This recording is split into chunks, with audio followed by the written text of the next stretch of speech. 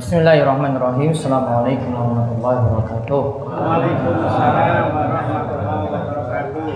Alhamdulillah, wassalatu wassalamu ala Rasulillah wa ala alihi wa man tabi'ahum bi ihsan ila yaumil. Allahumma inna nas'aluka ilman nafi'a wa rizqan thayyiban wa amalan mutaqabbala. Baik, para jamaah sekalian, sekarang kita masuk sesi ketiga. Judulnya tentang sihir. Ma ja'a fi sihri, yaitu tentang permasalahan sihir. Sengaja sihir ini dibawakan oleh Syekh Muhammad bin Abdul Wahab dalam kitab ini karena syirik itu biasanya ada kalau seseorang berbuat syirik terlebih dahulu, atau dalam sihir itu ada bentuk kesyirikan baru orang mendapatkan sihir. Bisa nyantet orang lain, bisa menyihir orang lain, itu kalau berbuat syirik terlebih dahulu. Maka ini penting untuk dibahas. Sekarang kita baca dalil-dalilnya dulu, nanti baru saya akan terangkan tentang beberapa hal tentang sihir. Nanti akan saya jelaskan di setelah pembahasan ini. Baca dulu. Allah Ta'ala berfirman. Allah Ta'ala berfirman. Langsung masuk pada ayat, nggak baca ta'awudz. Walaqad alimu laman ishtarahu ma lahu fil akhirati min khalaq.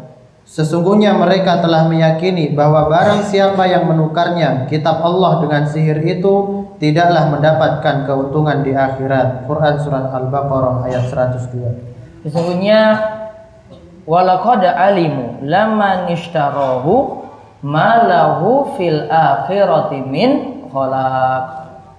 Sesungguhnya mereka telah meyakini bahwa barang siapa yang menukarnya, yaitu kitab Allah, dengan sihir, tidaklah mendapatkan keuntungan di akhirat. Garis bawahi, menukarnya dengan sihir tidaklah mendapatkan keuntungan di akhirat.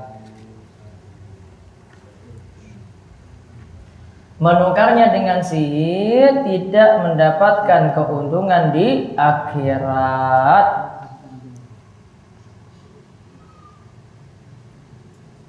Maka ayat ini Al-Baqarah 102 menunjukkan haramnya sihir.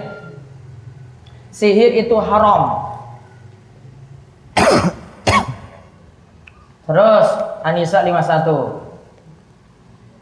Yu'minuna bil jibti wat taghut. Mereka beriman kepada jibit dan taghut. Mereka beriman kepada jibit dan taghut. An-Nisa ayat 51. Di garis bawahi, beriman kepada jibit dan taghut. Apa yang maksud dengan jibit dan taghut? Lihat, ada dua perkataan dari Umar dan dari Jabir di bawah. Umar radhiyallahu anhu mengatakan bahwa jibit adalah sihir, sedangkan taghut adalah setan. Nah, itu garis bawahi. Jibit itu sihir, taghut itu setan. Jibit adalah sihir, taghut itu adalah setan. Berarti beriman kepada sihir, berarti dia pakai sihir tadi. Atau sihir itu ada ketika seseorang itu nggak senang pada orang lain, akhirnya disantet. Berarti dia beriman kepada sihir juga. Kalau setan, dia ikut jejak-jejaknya setan. Terus dari Jabir radhiyallahu anhu mengatakan bahwa taghut adalah para dukun yang ada di setiap kampung dan selalu didatangi setan. Yaitu itu kuhanun kana yanzilu alaihimu syaitanu fi kulli hayyin wahid. Jabir katakan taghut itu adalah para dukun yang ada di setiap kampung yang selalu didatangi oleh setan. Dan ingat di sini dukun itu punya ilmu bisa nyihir orang, bisa santet orang kalau berbuat syirik dulu. Dukun itu bisa dapat kesaktian itu kalau berbuat syirik dulu. Tanpa syirik dia tidak berbuat syirik, nggak mungkin. Harus syirik kufur dulu baru nanti punya ilmu sakti.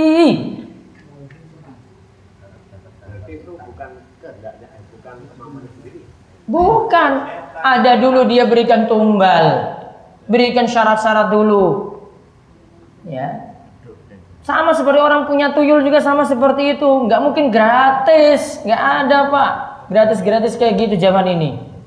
Apalagi di 2017, toiletnya saja larang, mau dapat pelayanan dari jin gratis, tuyul gratis, orang mungkin.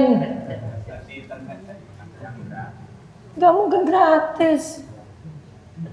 Ada tuyul, itu kalau ada yang punya tuyul, itu mesti nenek dari istrinya sendiri coba. Ingin dapat kesaktian tadi dari jin, itu tumbal-tumbal syarat-syaratnya itu berat loh. Ada yang hinakan Al-Quran dulu, ada yang injak-injak Al-Quran dulu, ada yang nulis ayat buang di selokan dulu, ada yang pakai pengisian dulu. Tahu orang sakti-sakti itu yang punya ilmu-ilmu sakti itu mukulnya itu kuat sekali. Atau pukulan dari jauh, wah itu orangnya targetnya, langsung mundur. Pernah lihat kayak gitu? Di TV sering kan? Itu semua punya jin-jin dalam tubuh itu. Sihir-sihir yang dipakai, itu ada pengisian dulu loh pak. Gak mungkin manusia seperti itu, orang normal. Masa dari jauh itu bisa kena pukulan? Masa cuma mandang seperti ini, mandang saja langsung sudah KO gitu. Sakti sekali. Kanjeng Nabi saja nggak bisa seperti itu. Nabi nggak bisa loh seperti itu. Nabi kena luka juga loh. Kemarin sudah kita bahas. Nabi ikut perang Uhud kena luka. Ini kok mukul dari jauh sekali. Ya, ada kan ilmu tenaga dalam ada kan? Itu bukan tenaga dalam, itu tenaga saking setan. Di ruqyah harus itu di ruqyah itu. Metu kabeh iki setan-setannya. Ya, jadi togo di sini dukun yang sering didatangi setan. Setan itu beri syarat-syarat dulu loh Bapak. Nggak mungkin gratis, syirik dulu, kufur dulu. Nggak ada dukun yang sholat tuh nggak ada. Kalau sholat bersolatnya ora bener itu. Sholat malah ngadap nanti ngadapnya ke laut selatan nanti sholatnya itu. Itu. Terus Abu Hurairah menuturkan bahwa Rasulullah bersabda. Terus artinya, jauhilah 7 perkara yang bisa membinasakan. Para sahabat bertanya, wahai Rasulullah, apakah 7 perkara itu? Nabi menjawab, syirik kepada Allah, sihir, membunuh orang yang diharamkan Allah kecuali dengan alasan yang dibenarkan Islam, makan riba, makan harta anak yatim, lari dari medan perang dan melontarkan tuduhan berzina kepada wanita yang beriman, suci dan selalu menjaga diri dari perbuatan itu. Nah, ijtanibus sab'al mubiqat, jauhilah 7 dosa yang membinasakan. Apa itu wahai Rasulullah? Rasul jawab, 1, syirik. 2, sihir. 1 dulu nggih, berarti ini yang paling parah yaitu syirik. Yang kedua apa? Sihir. Karena sihir itu punya kaitan dengan syirik, maka disebutkan berbarengan. 3, bunuh orang yang diharamkan oleh Allah kecuali dengan alasan yang dibenarkan. Kalau alasan yang benar, bunuh orang bisa seperti ada yang selingkuh, sudah nikah, dirajam sampai mati. Kok bisa dirajam sampai mati? Kenapa enggak dipenggal saja lehernya?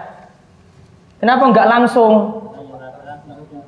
Karena kalau orang itu selingkuh, enaknya itu lama, atas sampai bawah itu enak. Makanya kalau langsung dipenggal lehernya, hukumnya enggak imbang. Iya kan? Enggak imbang, dari atas sampai bawah nikmat terus dia dapati. Maka dilempar pakai batu terus sampai mati. Namun bukan kerikil batunya. Kerikil sampai kapan mati? Hukumnya tidak dilakukan sembunyi-sembunyi, terang-terangan dibuka. Wahai para jamaah Jumatan, bar salat Jumat, wonten hukuman rajam. Ini bapak ini itu selingkuh. Sudah punya putu lagi. Selingkuh diumumkan di halayak ramai. Apa tujuannya? Supaya yang lainnya itu kapok juga, nggak berani selingkuh. Kalau nggak seperti itu, yang lainnya nanti mau selingkuh lagi. Sini belum pernah toh, di Indonesia belum pernah lihat kan? Di Arab seperti itu bapak-bapak. Ditonton, masuk TV.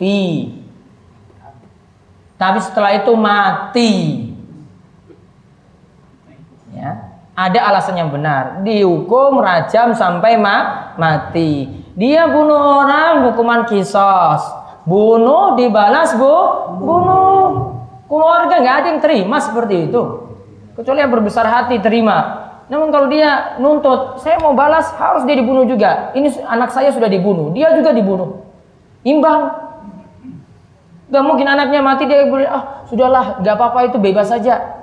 Sulit sekali seperti itu keluarga mau terima. Dia juga ikut mati.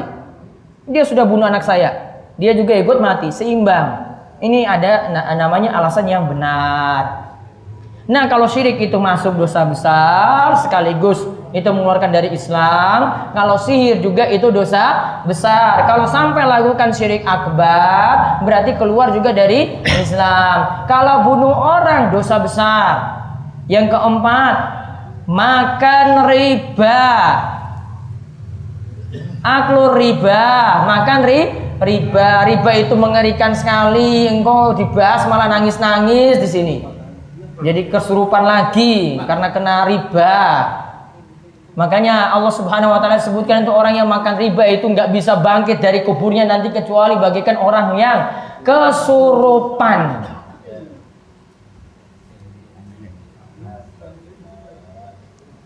Sekarang itu gaya hidup aja, pingin cepat dapat motor, pingin cepat dapat mobil, pingin cepat punya rumah. Akhirnya gara-gara gaya hidup saja cari utangan, yang ada cuma dengan cara riba.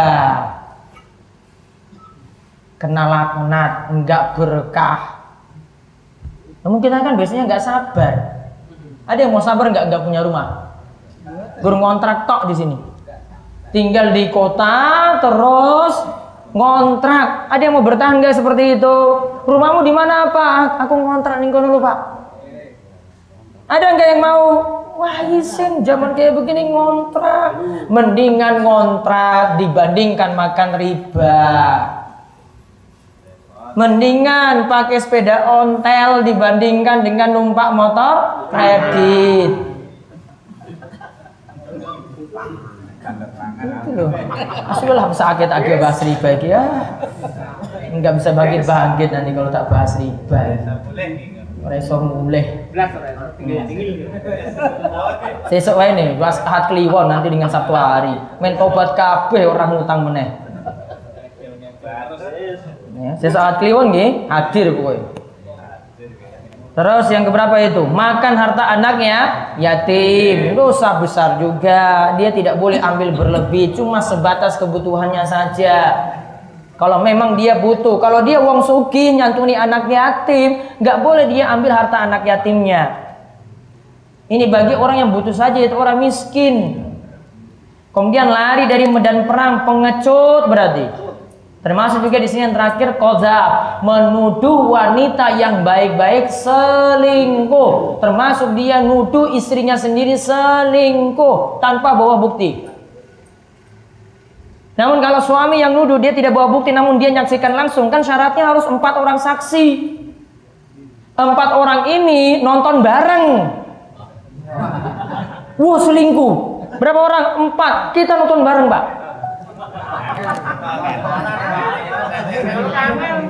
Nonton bareng. Itu Pak, kami lihat kemaluan ketemu kemaluan nyata Pak, nggak ada yang batasi kami. Berapa orang? 4 saksi diterima. Kalau cuma 1 belum. Kalau dia tidak bawa saksi tadi, cuma lihat sendiri, berarti kalau ini suaminya harus berani bersumpah di pengadilan bahwasanya saya telah melihat istri saya itu berzina. Kalau saya itu bohong, laknat Allah untuk saya. Kalau istrinya nggak mau bersumpah, nggak mau balas ini, oh berarti istrinya salah, dihukumi, rajam. Namun kalau istrinya mau bersumpah lagi, demi Allah yang dikatakan suami saya itu dusta, seandainya suami saya benar maka laknat Allah nanti untuk saya. Wah, suaminya sudah nggak bisa buat apa-apa lagi, dan ketika itu langsung pisah, nggak boleh balik-balik lagi. Pisah ranjang, nggak boleh kembali lagi selamanya. Itu namanya hukum li'an, saling laknat. Cuma terjadi di pengadilan. Ini yang paling berat sekali kalau yang terakhir ini. Putusannya paling berat. Untuk kali ini, bapak-bapak bisa ikut pengawasan dengan ibu-ibu, bawa istrinya ikut pengawasan di pelayan setiap Sabtu Kliwon dan Sabtu Legi. Biar suaminya nggak selingkuh, istrinya nggak selingkuh. Karena itu membahas masalah perselingkuhan terus. Ternyata ketika bahas itu, kasus-kasus perselingkuhan di Gunung Kidul terbongkar.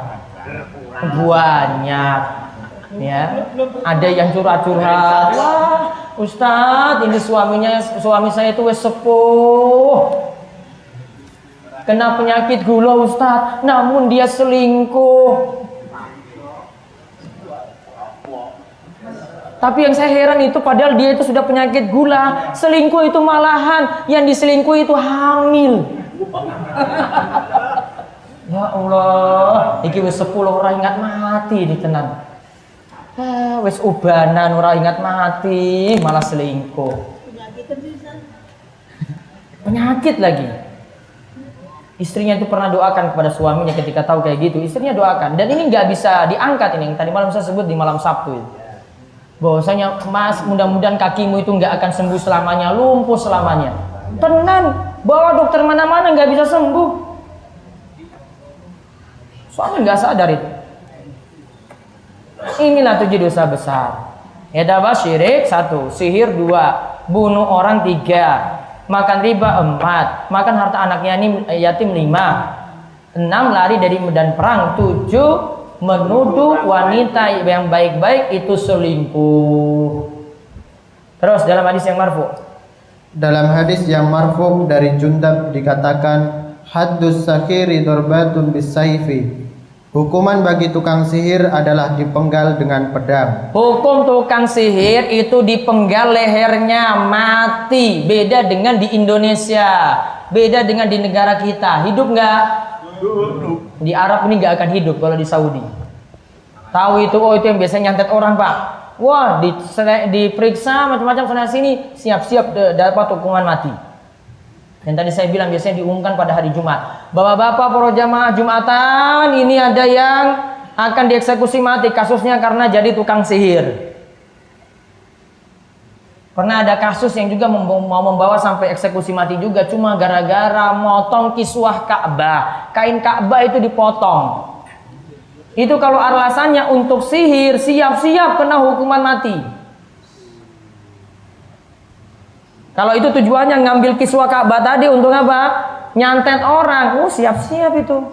Untung dibela sama kedutaan Indonesia loh di sana. Kedutaan Indonesia kasihan sama warganya sendiri. Harusnya itu warganya dididik baik-baik, akidahnya itu dibetulkan, biar nggak percaya-percaya sama gitu-gitu terus. Jadi kan belum tahu kelakuan TKW di sana itu di luar negeri. Ya, ada yang cuma manut sama kiainya saja. Katanya untuk biar majikannya itu senang sama pembantunya ini, sekali-sekali diberikan air kencing itu di tehnya atau di air minumnya. Pas lagi minta wedang putih, dikasih apa? Pipis tadi katanya. Ya Allah, majikannya ini ya tahu, ya ngerti ya kayak gini, ya Allah, kok orang mikir gitu. Kerjaan apa itu? Ya warga negara kita sendiri. Jangan dibilang Arab itu kejam, siapa yang salah? Terus Diriwayatkan dalam Sahih Bukhari dari Bajalah bin Abadah, dia menuturkan bahwa Umar bin Al-Khattab radhiyallahu anhu memerintahkan untuk membunuh semua tukang sihir, baik yang laki-laki maupun perempuan. Tukang sihir dipenggal, dihukum mati, baik tukang sihir laki-laki maupun tukang sihir perempuan. Karena mereka buat masalah di masyarakat. Coba nyantet-nyantet kalau itu masih ada. Ya gara-gara ini berarti ini biang keladinya harus diberantas, bukan dibiarkan.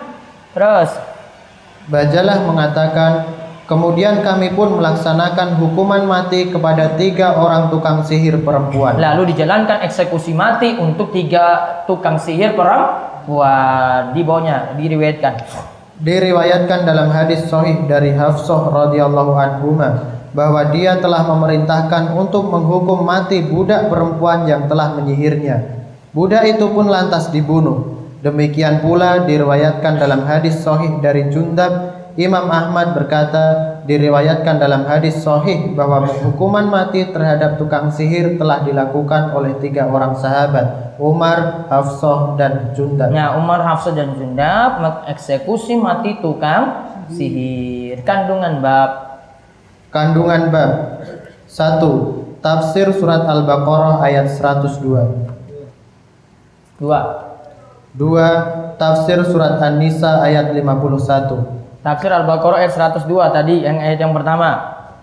Disebutkan orang yang mengganti kitab Allah dengan sihir tidak dapat bagian di akhirat. Berarti ini larangan sihir. Terus yang kedua, An-Nisa ayat 51, beriman kepada jibet dan taghut. Ini juga kekeliruan, itu dosa, itu kekafiran. Yang ketiga, 3. Pengertian jibet dan taghut serta perbedaan 2 hal tersebut. jadi ada perbedaan jibit dan taghut tadi disampaikan oleh Umar bin Khattab. Jibit adalah sihir, taghut itu adalah setan.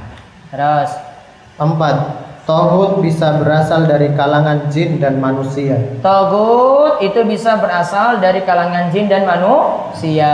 Pokoknya dicatat ada pengertian taghut juga di sini yang bagus. Taghut adalah segala sesuatu yang disembah selain Allah dan dia ridho. Taghut adalah segala sesuatu yang disembah selain Allah dan dia ridho.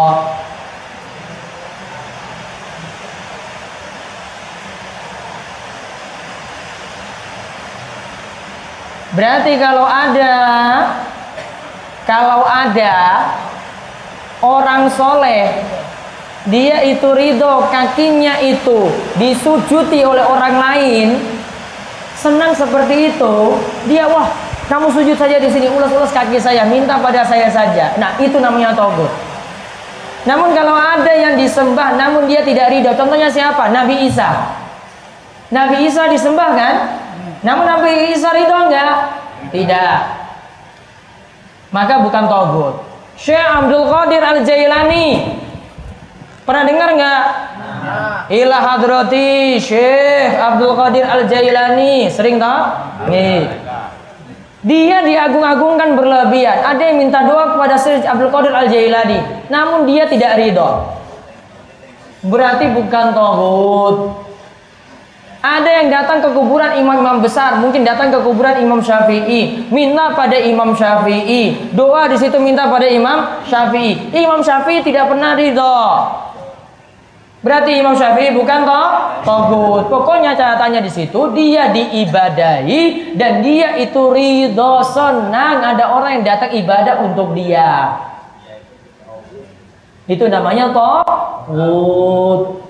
Terus 5. Mengetahui 7 perkara yang bisa membinasakan yang dilarang secara khusus. Mengetahui 7 perkara yang bisa membinasakan yang dilarang secara khusus. Tadi ada 7 tadi, dari syirik, sihir, dan seterusnya. Terus 6. Tukang sihir dihukumi kafir. Tukang sihir dihukumi kafir. Terus ya karena diantara hukumannya dia kafir, keluar dari Islam. Ya, dia kafir keluar dari Islam, hukuman mati. Terus yang ketujuh.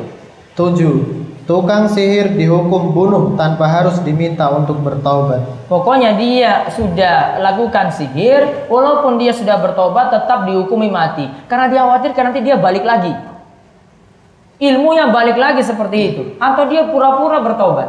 Maka pokoknya dipenggal mati. Ini kata Syekh Muhammad bin Abdul Wahab. Yang 8. Tukang sihir ini telah ada di tengah-tengah kaum muslimin pada zaman Umar. Lantas bagaimana keberadaan mereka pada zaman yang sesudahnya? Tentunya akan lebih banyak lagi. Nah, tadi kan ada berapa dieksekusi Umar itu? 3. Itu ada di zaman Umar seperti itu. Zaman sekarang, kalau dulu itu orang-orang solehnya banyak, zaman sekarang berarti lebih banyak lagi tukang sihir yang nyantet orang itu lebih banyak. Sekarang catat tentang masalah sihir. Ini penting biar nggak kena santet nanti.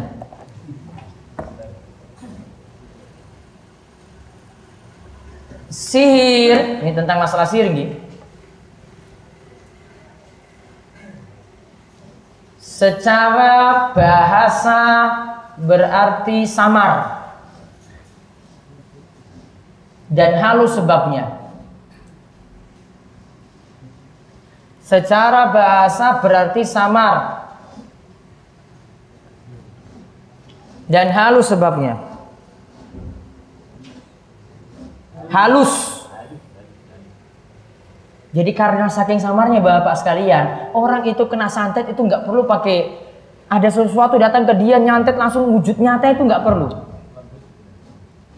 Halus datangnya. Kadang cuma lewat minuman saja, dikasih minum, wah ini sudah biar masalah nanti ini bisa kena santet ini. Sampai ada di suatu daerah, ya itu orang-orang perlu khawatir datang ke situ apalagi orang luar. Karena saking banyaknya santet di situ, datang ke rumah itu kalau disuguhkan apa-apa hati-hati, baiknya enggak. Karena dari minum yang disediakan itu bisa jadi kena santet juga dari situ. Saking segitunya loh samarnya, cuma dari minuman, cuma dari makanan. Kalau kita itu biasanya ada lewat apa? Kain putih itu apa? Nah, kain mori tadi. Itu kadang bukan ditaruh di rumahnya kan, mungkin taruh di tangga sebelahnya atau di tangga dia mau naik gitu, taruh di situ.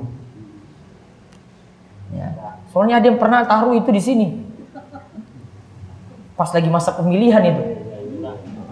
Pemilihan lurah itu. Gara-gara sini pilih muslim. Hampir itu ada yang temukan tuh di bawah. Wah, dia pakai itu silakan pakai saja. Saya pakai zikir aja itu nanti. Pakai kain mori datang di sini itu bisa kan? Bisa datang santet nggak? Bisa itu. Masya Allah, lewat kain-kain seperti itu ya. Intinya kalau mau lindungi diri itu gampang. Nanti akan saya sebutkan cara mengatasinya itu ada. Adapun secara istilah sihir ada 2 pengertian.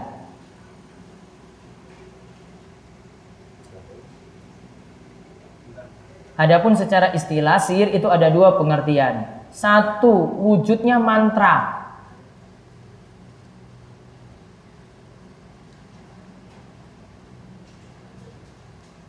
Wujudnya mantra, seperti yang dipakai oleh yang nyantet ya.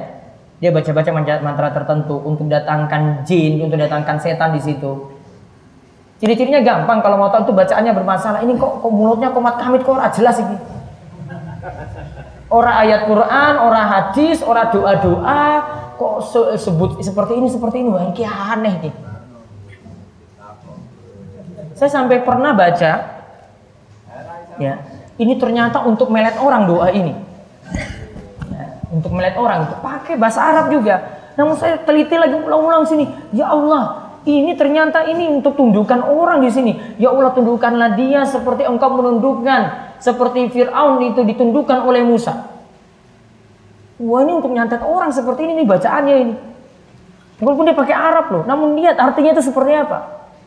Saya pernah search di internet itu, saya mau pakai doa ini, saya mau cari doa gini. Saya baca baik-baik ulang-ulang. Ya Allah, ini untuk nyantet orang nih doa ini. Walaupun pakai bahasa Arab loh, gara-gara nggak paham arti. Coba kalimatnya aja, tundukkan dia seperti Fir'aun itu ditundukkan oleh Musa. Apa kalau nggak untuk nyantet orang, ini untuk apa istilahnya, melet orang kalau untuk laki-laki perempuan kan? Iya kayak gitu. Ada yang saya carikan doanya itu kalau kalian nggak percaya ini. Ada doa kayak gini tersebar di internet untuk menaklukkan orang. Bahasa Arab ini. Bahasanya jelas. Ini wujudnya mantra. Bacaan-bacaan. Yang kedua, bentuknya adalah obat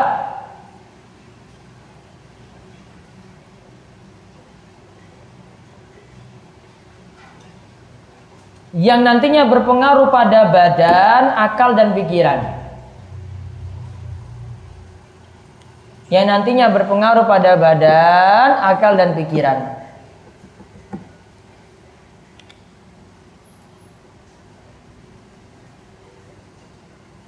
Contoh di sini, yang kedua ini contohnya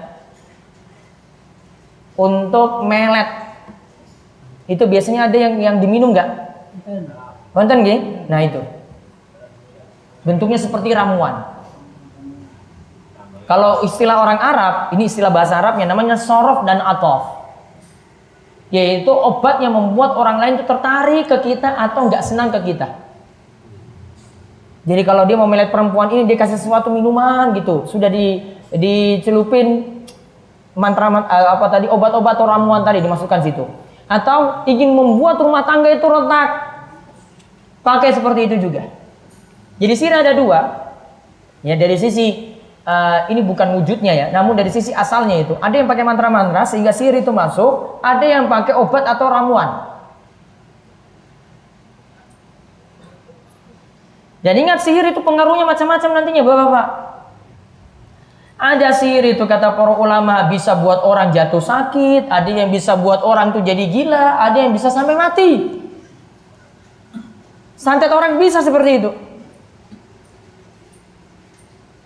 Terus yang berikutnya lagi. Ini hukum sihir. Maaf. Ditulis lagi sihir itu benar dan nyata. Sihir itu benar dan nyata. Dalilnya surat Al-Falaq ayat 4. Surat Al-Falaq ayat keempat. Apa bunyinya? Wa min syarrin naffatsati fil uqad. Dan dari kejahatan wanita tukang sihir yang mengembus pada bulbul. Bulbul itu mantra-mantra mereka. Berarti karena disebutkan sini kita minta perlindungan dari sihir semacam ini, dari tukang sihir semacam itu, berarti sihir itu ada. Ngapain ini dibaca? Sebagian kalangan menolak sihir, sampai mengatakan sihir itu nggak ada, sampai mengatakan kesurupan cuma penyakit biasa. Nggak benar keyakinan seperti itu. Menyelisih keyakinan Ahlussunnah wal Jamaah. Jadi kalau ada yang punya keyakinan santet nggak ada, sihir itu nggak ada, jin itu nggak ada, kesurupan nggak ada, nggak benar pemahaman kayak begitu. Salah. Bukan bilang lagi ini salah, bukan bilang itu ada beda pendapat, nggak ada beda pendapat dalam masalah ini, itu salah. Soalnya ada seperti ini muncul di sebuah radio muncul pemahaman kayak gini, sihir nggak ada. Ya, santet itu nggak ada, jin itu nggak ada, kesurupan nggak ada, nggak benar. Nyatanya itu ada.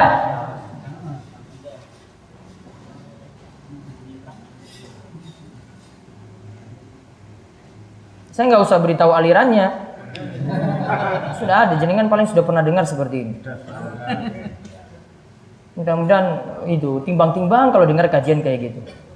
Kajian itu bukan bersumber saja dari Al-Quran loh. Dan juga bukan hanya bersumber dari terjemahan Al-Quran. Kita punya kitab loh. Ini ulama itu punya rujukan tafsir itu nggak sembarangan loh. Tadi aja Imam Syekh Muhammad bin Abdul Wahab sebutkan tadi. Ini perkataan Umar. Umar tafsirkan ayat. Ini perkataan Jabir. Jabir tafsirkan ayat tadi. Jibir dan Togut kan? Ya.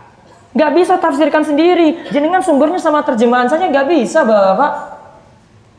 Makanya hati-hati kalau ngaji cuma Al-Quran terjemahan itu tanda tanya. Dia nanti versi dia tafsirkan. Oh terjemahannya kayak gini. Oh perasaan saya ini artinya seperti ini loh. Hati-hati.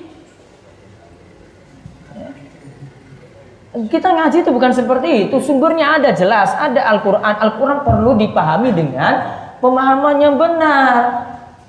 Ya, ada pemahaman sahabat untuk tafsirkan tadi. Ini Syekh Muhammad bin Abdul Wahab, masya Allah, gak pernah pakai perkataan beliau sendiri loh di sini. Apa yang disebut tadi dalam tafsirnya? Jibet, siapa yang ngomong kan? Togut, siapa yang ngomong kan? Nah itu sama kalau ada ustadz tafsirkan sesuatu, itu dapat dari mana Pak? Tanya, kitab tafsirnya apa? Kitab tafsir banyak. Jadi kalau cuma, wah kok dia terjemahannya gini, dia artikan sendiri. Jadi kan harus was-was itu, hati-hati itu. Soalnya kalau cuma seperti itu, banyak pemahaman yang keliru. Sampai nolak syafaat. Yang pernah saya bahas ketika kajian malam ini, saya tegas dalam hal itu. Kalau orang itu nolak, sampai mengatakan orang muslim sudah masuk neraka, nggak mungkin keluar-keluar lagi. Wah ini jelas-jelas fatal ini pemahamannya. Saya pernah sampaikan kepada ini juga Profesor Yunal Ilyas juga ini tentang masalah ini. Pak, itu pemahamannya fatal sekali loh Pak. Itu nyelisih akidah Ahlussunnah kayak begitu. Apa pemahamannya? Wong dia bilang orang muslim masuk neraka nggak bisa keluar-keluar lagi. Itu fatal itu. Nggak ada ulama yang berbeda dalam hal ini. Semuanya sepakat loh. Orang muslim masih punya iman, tetap masih bisa keluar dari neraka. Masih punya iman bapak-bapak, masih punya iman. Kita bukan membicarakan tiang kafir. Sedangkan ayat yang katakan orang kafir tidak mungkin keluar lagi dari neraka bagaikan unta yang masuk dalam lubang jarum. Lihat ayatnya, itu bagi orang yang mendustakan Al-Quran. Tiang kafir, bukan muslim. Gak sembarangan tafsirkan Al-Quran.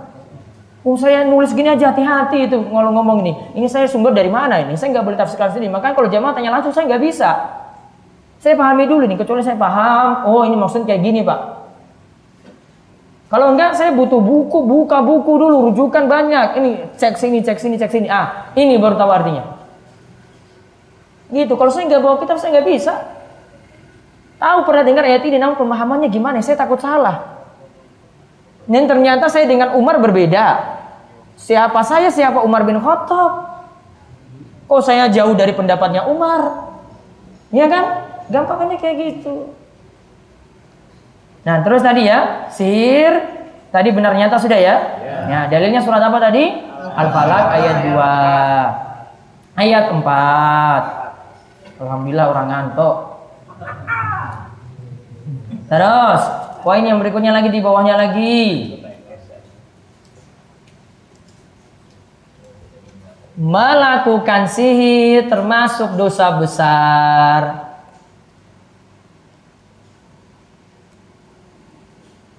Dan pelaku sihir dihukumi kafir. Dan pelaku sihir dihukumi kafir.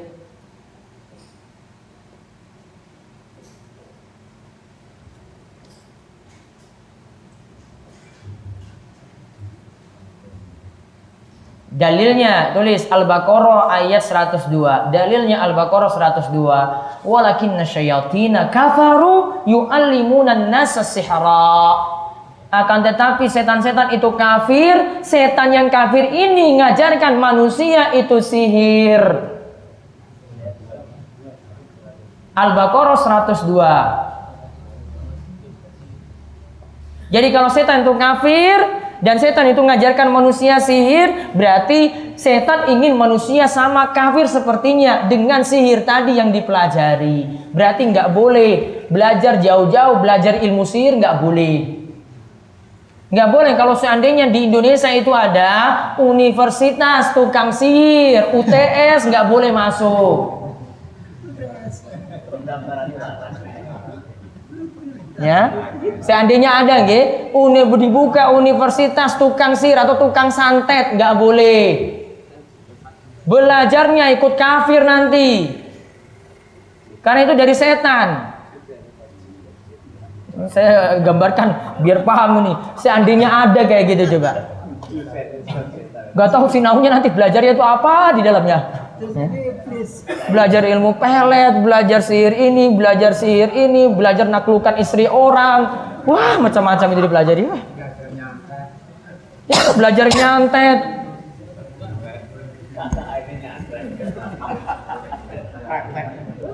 Terus, sekarang yang berikutnya. 3 sebab terkena sihir. 3 sebab terkena sihir. Ini catat ini sebab-sebabnya ini. Ini rata-rata yang kena santet sihir ini kayak gini. Ada yang melet kok terus kena itu kayak gini. 1, lalai dari mengingat Allah. Orang yang lupa zikir, wah itu paling sering sekali itu kena santet. Kesurupan itu mudah sekali. Lalai dari mengingat Allah. 2, tidak mau perhatian pada ibadah. Tidak mau perhatian pada ibadah.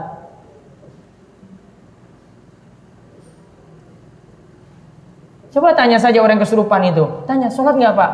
Saya belum sholat Yo jelas, kancane setan kamu itu. Paling sering sekali kalau jenengan nggak percaya tanya, sholat nggak Pak? Wah sholatku masih bolong-bolong. Ya wis jelas Pak. Itu jenengan mau ruqyah bolak-balik saja itu nggak akan sembuh 100%. Sampai dia mau sadar sholat dulu. Makanya biasanya peruqyah itu sudah lihat ini Pak, ini sudah 80% Pak. Namun jenengan tobat dulu, baru sempurna. Wong dia nggak mau tobat kok. Setannya nggak mau keluar. Wah enak di dalam sini. Kenapa wongnya ora sholat? Tempat nongkrongnya ada. Kalau ini orangnya sholat, rajin ngaji, ikut pengawasan terus, ngaji kitab tauhid meneh coba. Pernah lu cuma gara-gara ini ada yang kumat-kumat di sini itu ada loh. Pernah saya lihat sendiri tuh, itu kok kumat-kumat tangannya gerak-gerak sendiri tuh kepiye loh. Ada guru ngaji kitab tauhid tok ini. Terus yang ketiga, tidak mau rutinkan bacaan zikir yang sesuai tuntunan.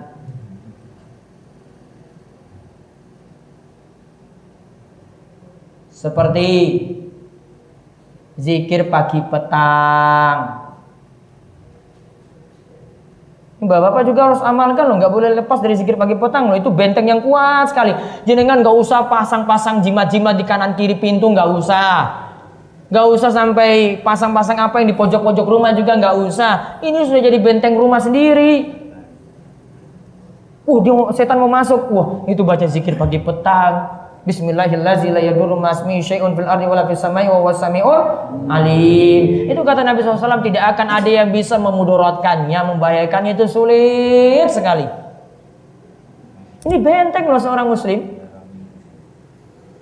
Nanti samping itu nanti baca zikir-zikir di waktu tertentu. Masuk kamar mandi baca zikir.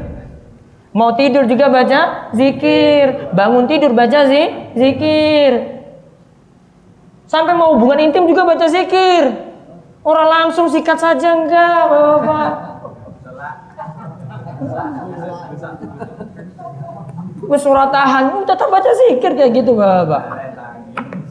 Kata Nabi SAW, Allah kalau punya keturunan dari situ, Allah akan lindungi keturunan tadi dari gangguan setan.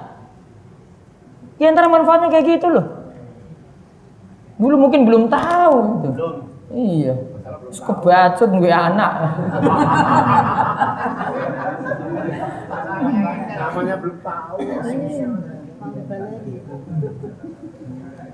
Terus itu tadi 3 sebab ya. Coba ulang apa yang pertama? Lalai saking zikir. 2, malas ibadah. 3, tidak perhatian pada zikir-zikir yang sesuai tuntunan. Itu dibaca zikir-zikir yang ada. Miliki bukunya kalau bisa.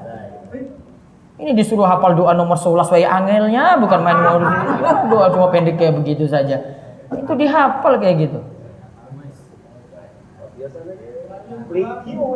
Nah terus sekarang cara mengobati sihir. Yang terakhir, cara mengobati sihir. 1,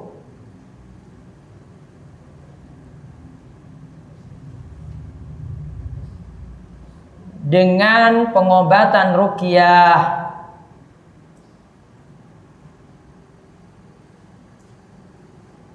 Yaitu membacakan Al-Quran,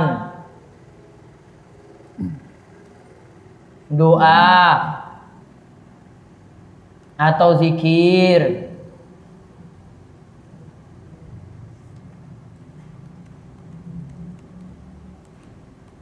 Namun ingat ya, kalau doanya bisa pakai bahasa apapun, namun baiknya itu bahasa Arab untuk ini. Yang jelas itu maknanya benar.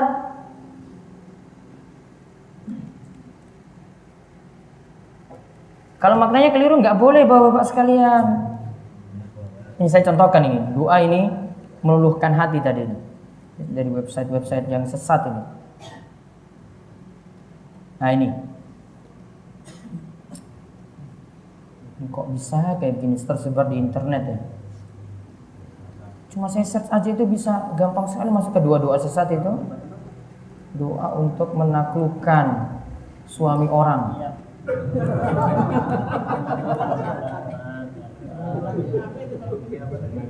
Doa sakti pengunci suami. Ya Allah. Doa agar orang nurut sama kita. Bisa untuk suami istri, bisa untuk pacar. Astagfirullah. Macam-macam ini.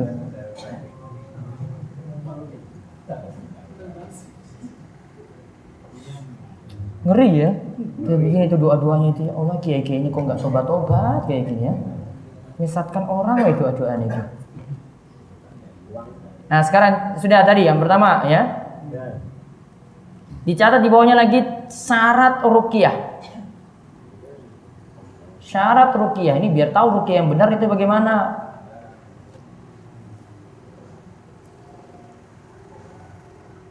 Satu, yang digunakan ayat Al-Quran. Yang digunakan adalah ayat Al-Quran atau doa-doa yang ada tuntunan.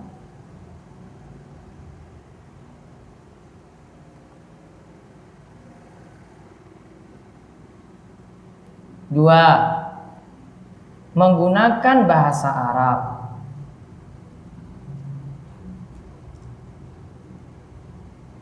Menggunakan bahasa Arab.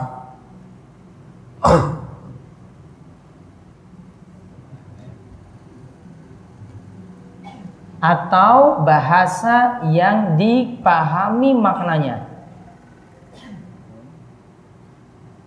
Atau bahasa yang dipahami maknanya.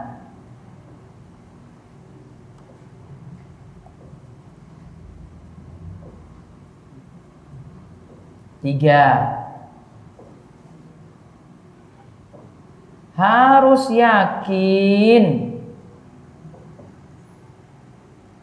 ruqyah bisa berpengaruh dengan izin Allah.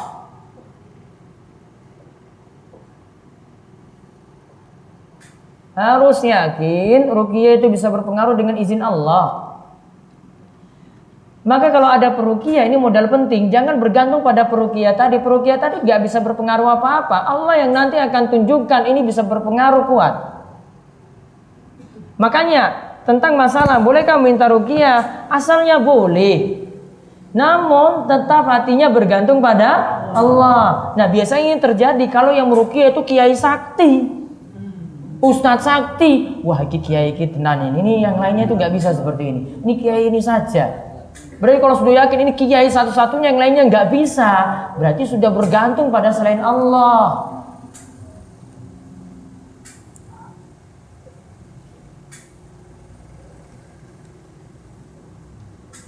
Nah, kemudian pengobatan yang kedua, cara mengatasi yang kedua.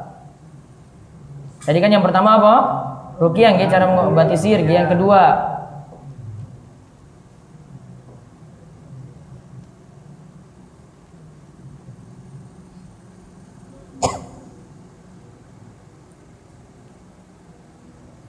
kalau tadi membacakan Al-Quran, doa atau zikir yang mubah. Yang kedua, meruqyah dan membentengi diri sendiri.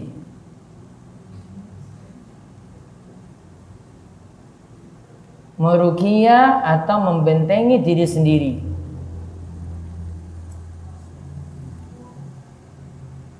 Dengan membaca zikir atau doa yang sesuai tuntunan.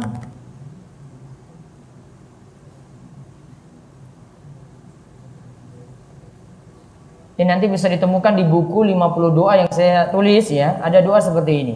A'udzu bikalimatillahi tammati min kulli syaitanin wa hammatin wa min kulli ainin lammatin. Ya, ini doanya untuk berlindung dari santet dan sihir.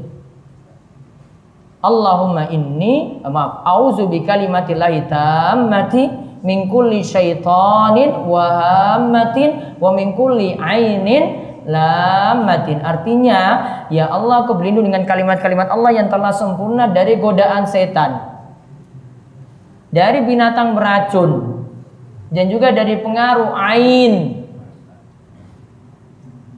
yaitu pengaruh ain yang buruk. Ain, paham ain? Apa ain? Pandangan mata nggih, mata jahat. Ada, ini biasanya ada karena pengaruh orang juga. Orang ini mungkin diruqyah itu lebih baik. Karena dia ini selalu kalau sudah hasad pada orang lain, maka misalnya ini dengan tetangganya ini punya anak, anaknya nangis-nangisan terus. Kena sawan. Sawan itu ain. Ini kok ditinggal dia itu, kok lihat ini anak ini terus, atau tadi lihat anak ini tidak berzikir atau memuji Allah, langsung cuma bilang, wah anak ini cakep banget bu, cakep banget tuh nggak cukup, bilang masya Allah, tabarakallah gitu, bukan lihat masya Allah cakep sekali dicubit-cubit, nah itu ditinggal tuh nangis nanti itu. Harus zikir. Karena dengan melihat seperti itu saja bisa terkena ain, apalagi dari orang-orang yang biasanya nggak senang pada orang lain.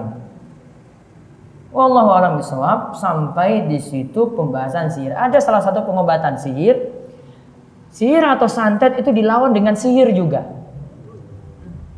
Ya, ini nggak boleh. Nanti kita akan lihat setelah pembahasan macam-macam sihir, baru nanti hukum nusrah. Ya, macam-macam sihir baru nanti hukum nusrah.